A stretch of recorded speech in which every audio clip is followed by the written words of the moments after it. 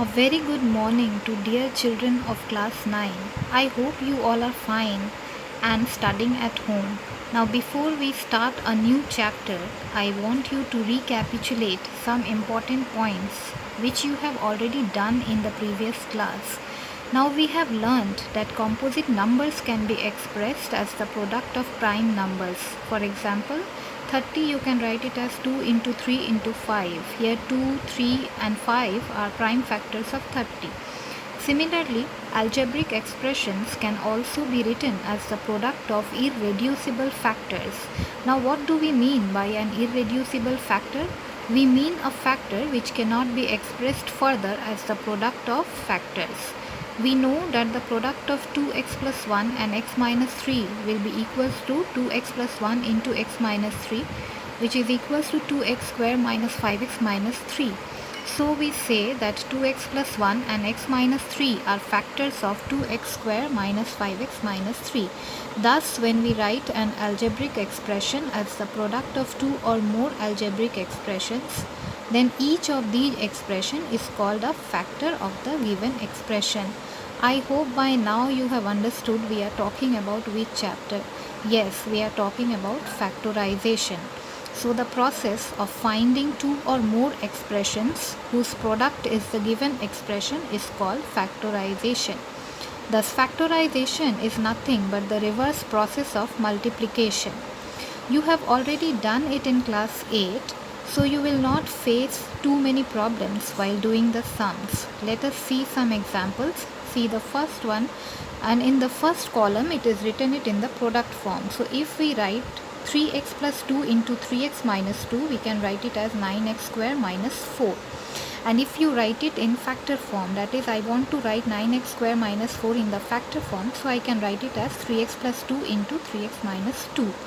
Similarly, see in the next sum, p plus 3 into p minus 7 is equals to p square minus 4p minus 21. But if we want to write p square minus 4p minus 21 in the factor form, then how can we write? We can write it as p plus 3 into p minus 7. So let us see some more examples. Factorization by taking out common factors. So this is one type.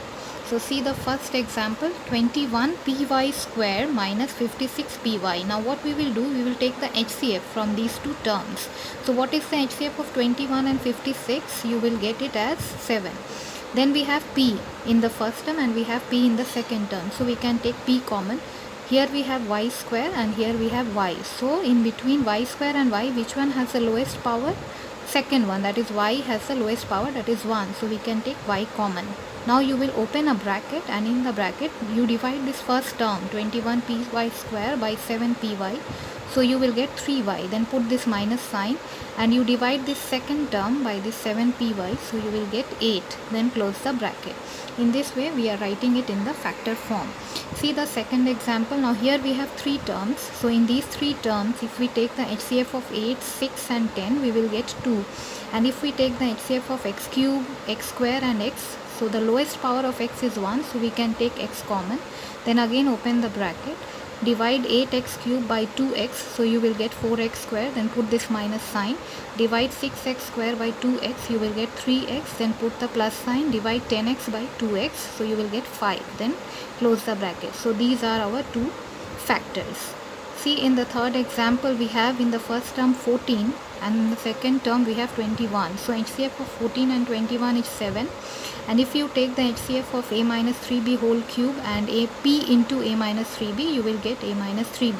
So open a curly bracket, divide this first term by 7 into a minus 3b, you will get 2 into a minus 3b whole square. Then put this minus sign. And this second term you divide it by 7 into a minus 3b, so you will get 3 into p. Then close the curly bracket. In this way you can go through some more examples which are given in the book, and then you can do the sums from exercise 4.1 from your textbook, that is ICSE Mathematics book 9 by ML Agarwal. I hope this video will help you when you will do the exercise. Thank you.